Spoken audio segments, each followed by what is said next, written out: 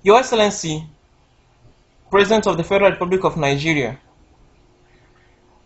members of government and civil society, distinguished members of ONE and their campaign team, citizens of Nigeria, citizens of the world, good evening and welcome to today's edition of my program, Good Day Africa, published on YouTube every day. The topic for my reflection today is how many more Nigerians will have to die? Before I proceed with my message, let us pay homage to our country, Nigeria, and the dreams of our founding fathers.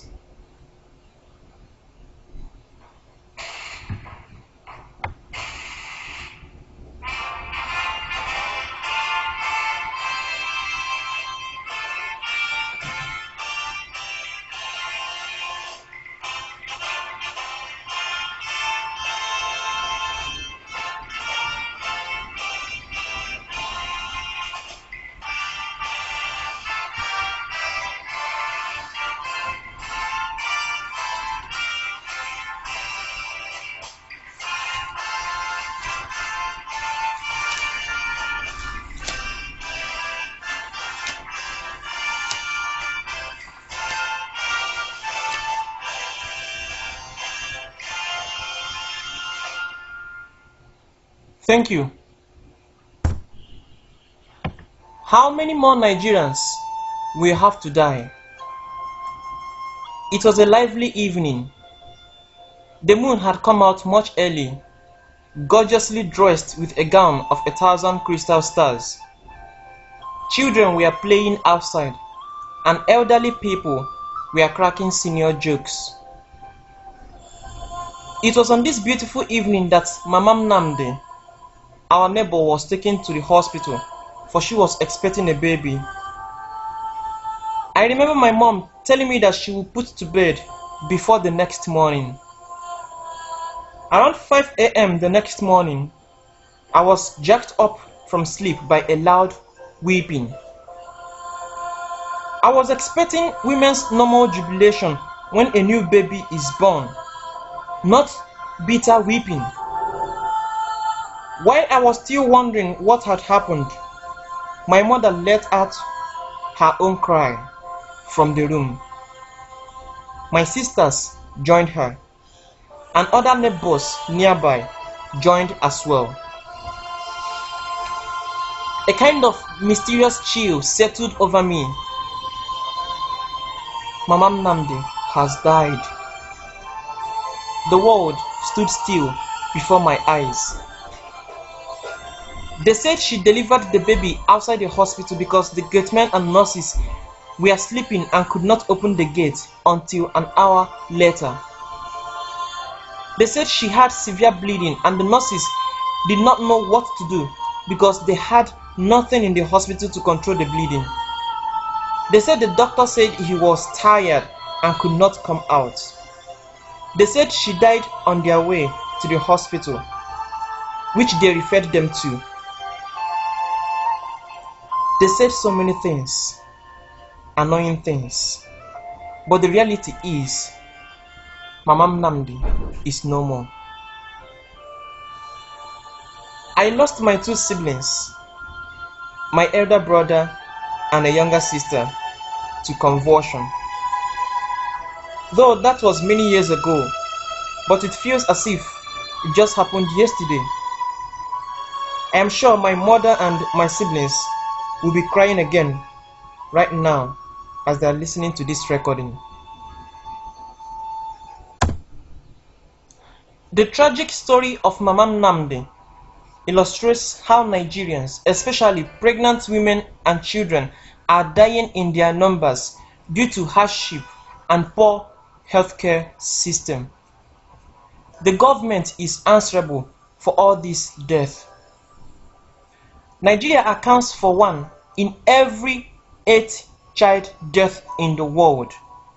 That means every single day we lose more than 2,000 children under the age of 5 to diseases.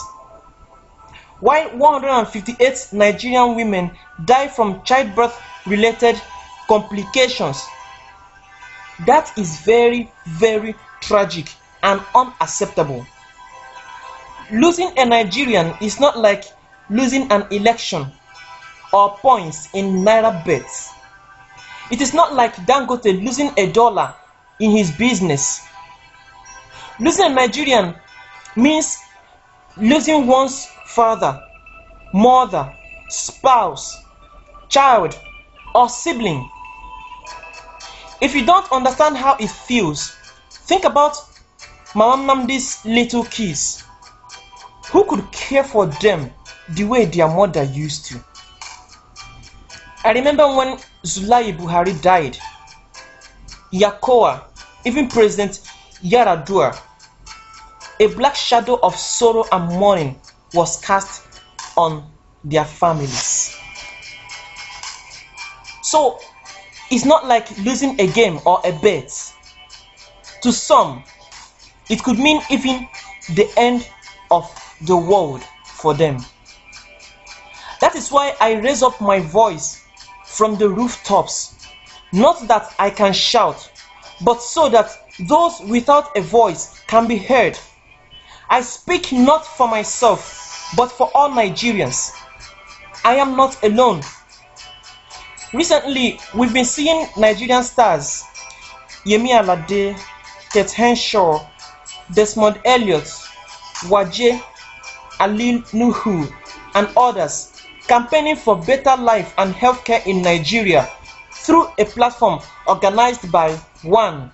So, I am one voice out of many, yelling for the sound of silence and the voice of the voiceless to be heard. Their voice for their rights to equality of opportunity, their right to be educated, their right to live healthy and happy, their right to be treated with the dignity and respect they deserve, not only as human beings, but as Nigerians. And until they are heard, we will keep yelling and yelling again and again. The health of mother and child is the beginning of the prosperity of a nation. The Nigerian government owes welfare to her citizens, especially in the area of healthcare delivery. I refuse to accept that the federal government of Nigeria has no place for the dreams of our children and the health and happiness of their mothers. We, the young people, cannot bring back the thousands of Nigerians that have died. We cannot even console their families enough. And I want to remind you, the adults, neither can you. If you, our adults, our leaders, cannot bring back the dead, why not do what you must to stop people from dying unnecessarily? You teach us to emulate you. You remind us that change begins with me. Well, I must be sincere to you. The change that has begun with you is a very tragic one. It makes me cry every night. It has sent so many children out of school. It has left so many people hungry, sick, and vulnerable.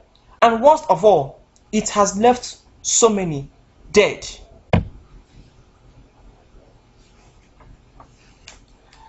Last year, I founded an organization, WIAT, with a group of students at the University of Abuja. We assist the poor with our pocket money and donations. It's amazing how generous students can be.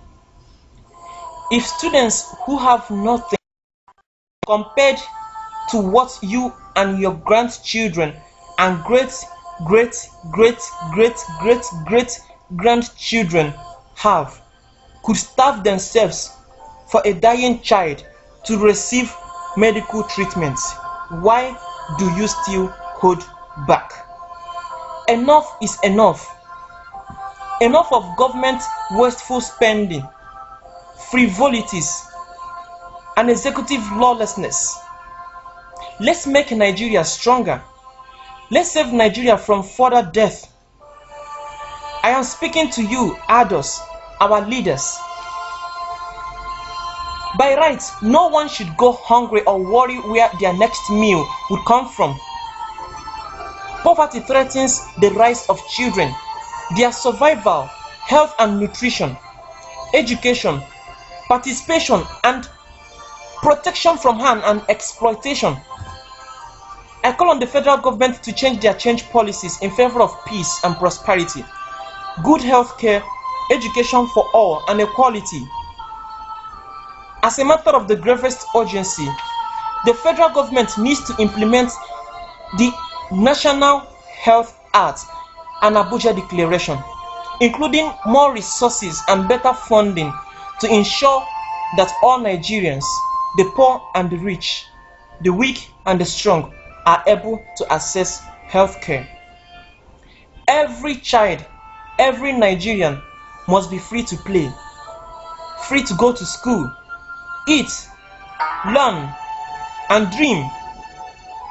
And every woman and girl must be free to live their humanity, protected and have equal opportunities as the men.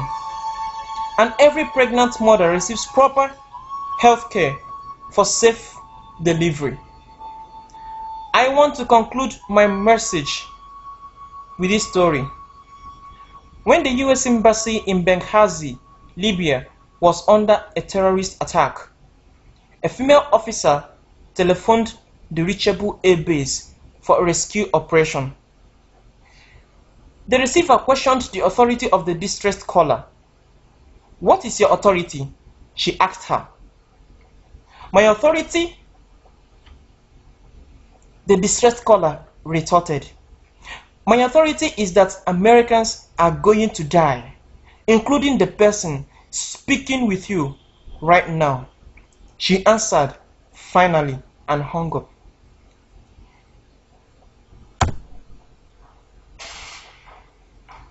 You may as well question my authority, whether I work for the UN or for a politician or an NGO.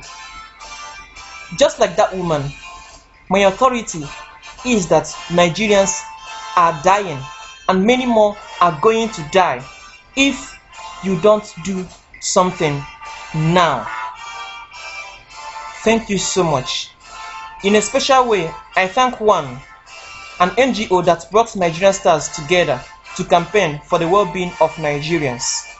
I thank these gloriously and gorgeously decorated stars for their time and efforts. We are proud of you. Thank you and thank you.